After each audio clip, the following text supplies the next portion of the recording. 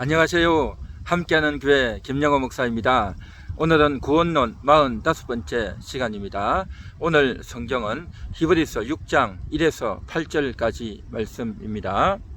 그러므로 우리가 그리스도의 도의 초보를 버리고 죽은 행실을 회개함과 하나님께 대한 신앙과 세례들과 안수와 죽은 자의 부활과 영원한 심판에 관한 교훈의 틀을 다시 닦지 말고 완전한 대로 나아갈지니라. 하나님께서 허락하시면 우리가 이것을 하리라. 한번 빛을 받고 하늘의 은사를 맛보고 성령에 참여한 바 되고 하나님의 선한 말씀과 내세의 능력을 맛보고도 타락한 자들은 다시 새롭게 하여 회개하게 할 수 없나니, 이는 그들이 하나님의 아들을 다시 십자가에 못 박아 드러내놓고 욕되게 함이라. 땅이 그 위에 자주 내리는 비를 흡수하여 밭가는 자들이 쓰기에 합당한 채소를 내면 하나님께 복을 받고, 만일 가시와 엉겅퀴를 내면 버림을 당하고 저주함에 가까워 그 마지막은 불사름이 되리라. 아멘. 그동안 히브리서 6장의 이 본문을 가지고 여러 번 말씀을 전했습니다. 오늘은 그동안 했던 것들을 다시 한번 더 간단하게 정리하면서 결론을 한번 맺어보기를 원합니다. 1절에 보면 도의 초보를 버리라고 했습니다. 그리스도의 도의 초보를 버리라. 도의 초보를 왜 버립니까?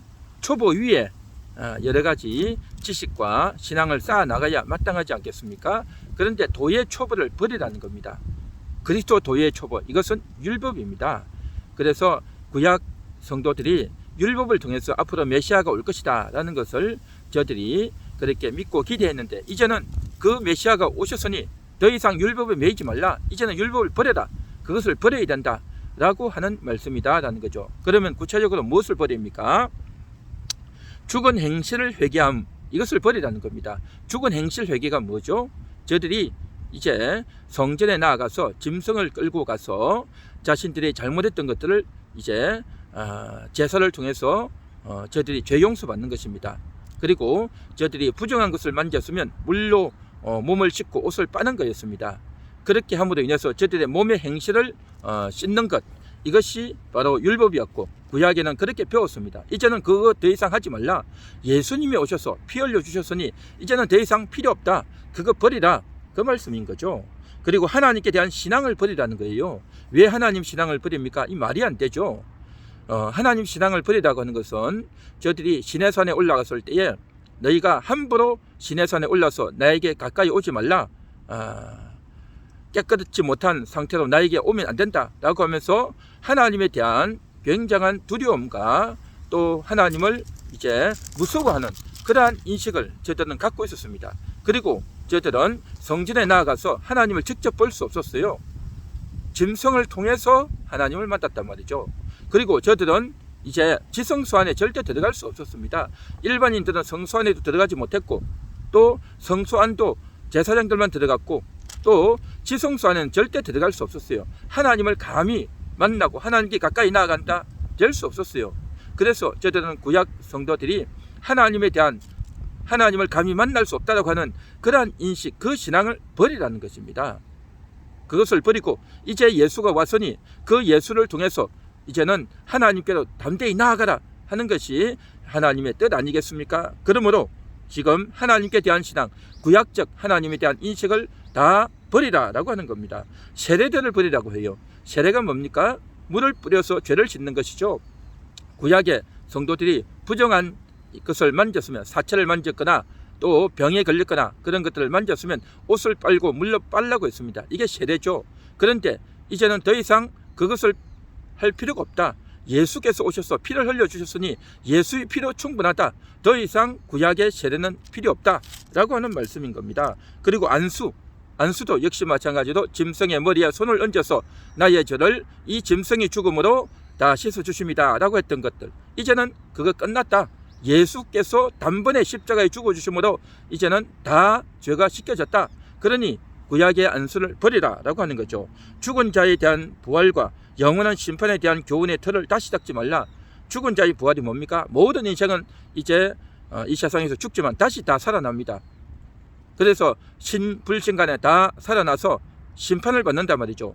하나님을 숨기고 또 하나님의 뜻대로 사는 사람은 영생에 들어가고 또 하나님을 거역하고 대적하는 자는 영벌에 들어간다고 하는 것, 이것이 바로 죽은 자의 부활과 영원한 심판에 대한 교훈의 틀 아닙니까? 이걸 버리라는 겁니다.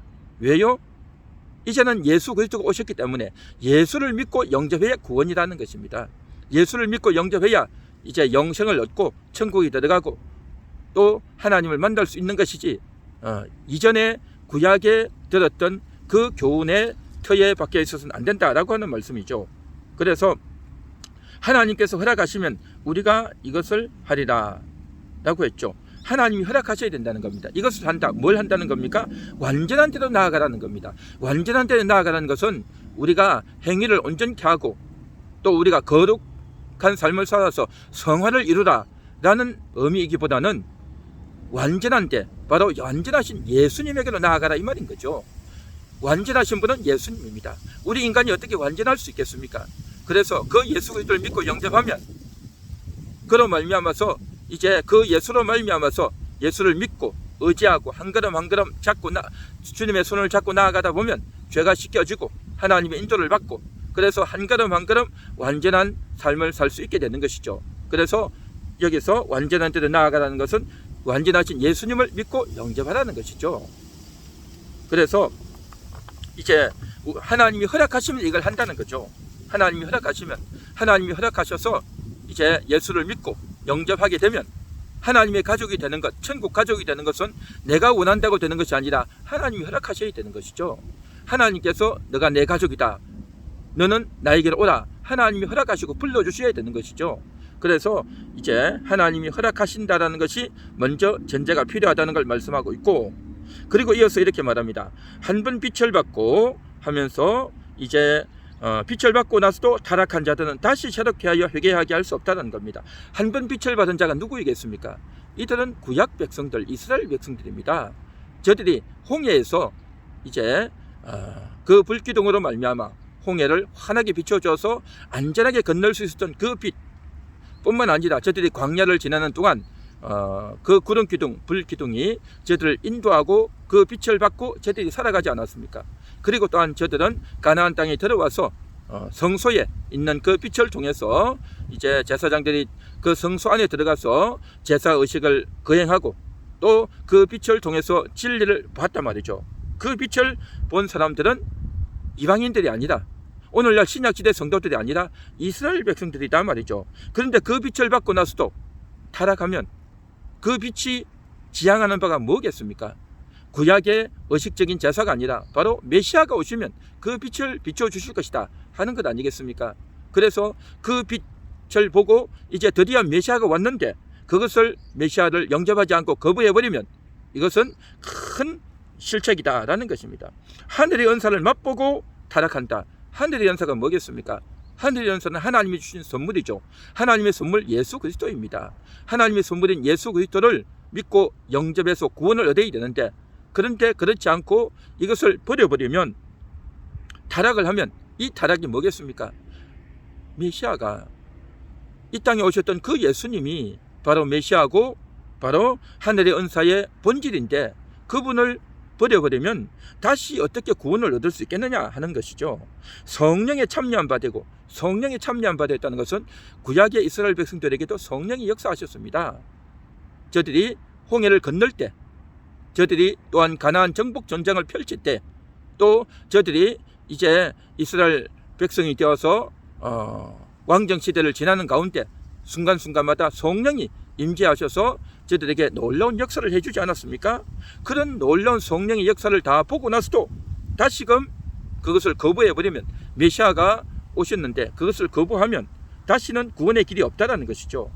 하나님의 선한 말씀을 맛보았다. 하나님의 선한 말씀, 바로 구약 성경이죠. 율법이죠. 그 율법을 통해서 저들이 이제 어떻게 해야 될지, 무엇을 하지 말아야 될지를 저들끼리 듣고 배웠고, 결국 그러한 것들을 통해서 메시아를 만나라. 우리 인간은 완벽할 수 없고 우리 인간은 죄인일 수밖에 없다.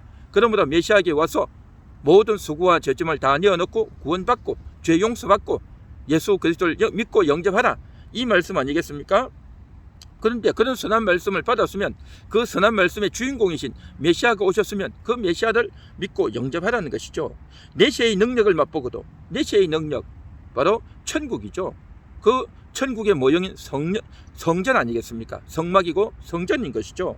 그 성막 성전에서 임하신 하나님의 놀라운 임재, 놀라운 그 영광을 맛보고 그 성막 성전을 통해서 이제 임재하시는 하나님의 말씀과 놀라운 능력을 맛보았으면 이제는 그것이 지향하는 메시아 예수 그리스도를 믿고 영접해야 된다는 거죠. 그런데도 불구하고 타락했다는 거죠. 여기서 타락했다라고 하는 것은 단순히 우리의 삶이, 육체의 삶이 거룩한 삶을 살지 못했다는 그런 타락이 아니라 구원의 길에 대한, 누가 우리를 구원할 것인가 하는 구원의 도리에 대한 타락이다라는 거죠.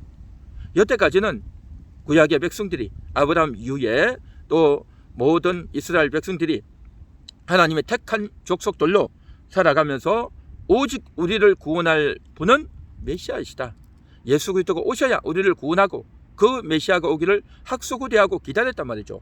이제 드디어 메시아가 왔는데 그 예수가 메시아라는 것을 거부하고 외면하고 십자가에 못 박아 죽이면 더 이상 구원의 길이 없단 말이죠. 하나님이 주신 구원의 길은 오직 한 분, 예수님밖에 없는데 그 예수님을 구원의 주가 아니다라고 해버리면 더 이상 저들에게는 기회가 없다라는 것입니다. 그러한 측면에서 타락인 것입니다.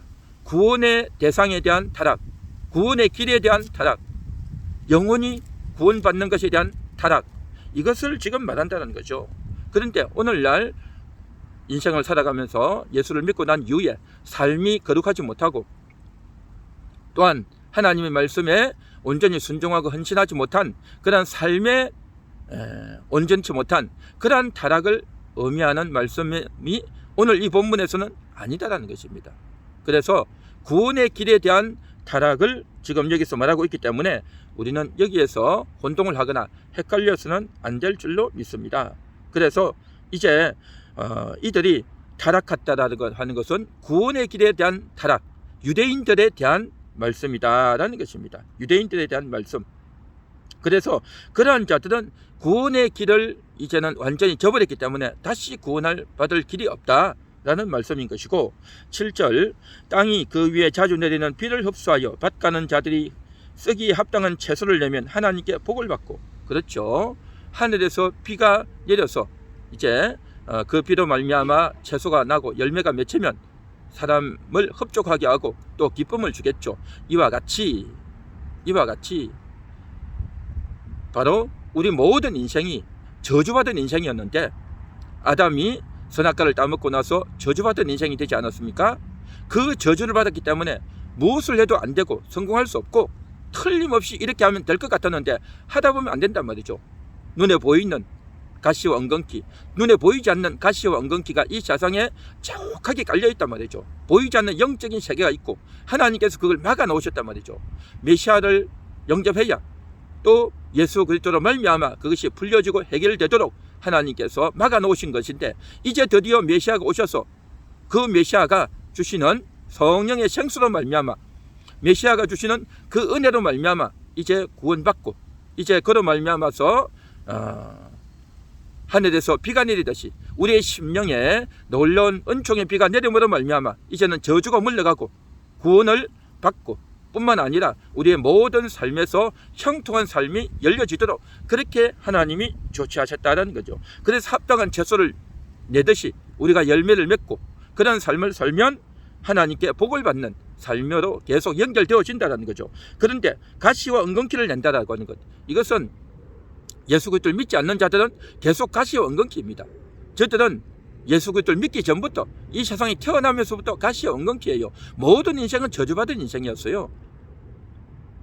예수의 복음을 알기 전에도 또 예수의 복음을 듣었는데도 거부하고 난 이후에도 끊임없이 저들은 가시와 엉겅퀴 저주받은 인생이었단 말이죠. 무엇을 해도 안 되는 겁니다. 겉으로는 잘 되는 것 같아도 결국 그 영혼에 복락이 없고 구원이 없단 말이죠.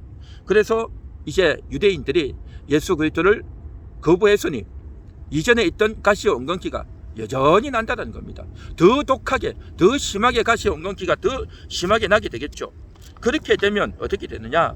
저주함에 가깝고 마지막은 불사름이 된다라고 하는 아주 무서운 혹독한 그런 말씀인 것입니다. 그래서 우리가 예수 그리스도를 믿고 영접했다라고 하는 것, 오늘 살아가는 신약 시대를 살아가는 저와 여러분 모든 분들이 이제는 예수 그리스도를 믿고 영접함으로 말미암아 그동안 저주 가운데 있던 인생이 이제는 저주가 풀려지고 하나님의 복을 받는 그러한 인생이 되어졌다라는 것입니다. 그래서 우리의 영혼 가운데 임했던 그 저주,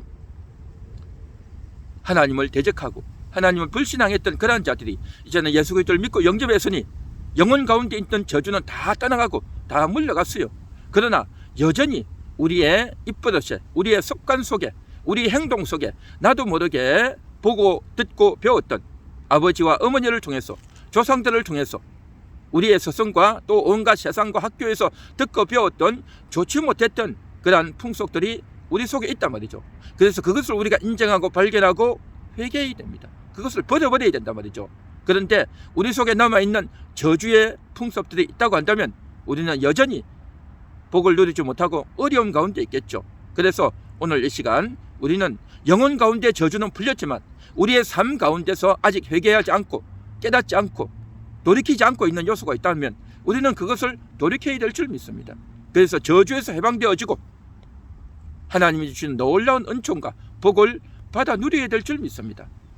그래서 오늘 이 시간도 정말 그런 은혜가 있기를 바라겠고, 그러나 오늘 이 본문에서는 히브리인들이, 이스라엘 사람들이 예수 그리스도를 믿고 영접하고 있지 않기 때문에 저들의 영혼의 저주가 그대로 있는 것이고, 영혼의 저주뿐만 아니라 육신의 저주까지 저들의 모든 삶이 저주 가운데서 정말 고통하는 인생이 될 수밖에 없다는 거죠. 예수를 믿고 영접했으면 이제 우리는 구원받고 복을 받지만 우리의 삶에서도 저주가 풀려지고 또 우리의 삶이 형통하고 또 우리의 삶에서도 정말 풍성한 복이 임하기 위해서는 하나님의 뜻을 이행하고 또 내가 저주 가운데 있었던 것들을 발견하고 버리고 회개하는 그러한 우리 모두가 되어야 할 줄로 믿습니다. 기도하겠습니다. 하나님 감사합니다. 정말 주님께서 이 땅에 오셔서 우리를 저주 가운데서 풀어주시고 해방시켜 주셨습니다. 하나님 감사합니다. 예수 그리스도의 그 복이, 예수 그리스도의 그 보혈이, 예수 그리스도의 그 생수가 우리 가운데 부어짐으로 말미암아 우리 영혼이 구원받고 우리 영혼이 회복되어지고 우리의 삶도 더 풍성해지고 형통한 삶을 살아가는 그러한 모든 영혼들, 모든 인생들 다 되게 하옵소서. 예수님의 이름으로 기도합니다. 아멘.